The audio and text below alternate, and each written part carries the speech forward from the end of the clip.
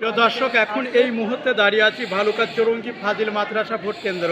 তো এই ভালুকা চৌরঙ্গি ফাজিল মাদ্রাসা ভোট কেন্দ্রের সর্বশেষ তথ্য জানাতে আমি সরাসরি যুক্ত হয়েছি। এখানে মোট ভোটার সংখ্যা রয়েছে ৩৬87। তবে ২টার সময় পর্যন্ত ভোট সংগ্রহ হয়েছে আমরা শুনেছি ১২০০টি। তো আমরা এই ভালুকা চৌরঙ্গি ফাজিল মাদ্রাসা ভোট কেন্দ্র থেকে সরাসরি সর্বশেষ তথ্য জানাতে যুক্ত হয়েছি। তো দর্শক, দেখতে পাচ্ছেন আমার পিছনে যে কেন্দ্র, সেই কেন্দ্রতে কিন্তু আমরা দেখেছি যে এখানে সাধারণ ভোটারদের উপস্থিতি একদমই কম।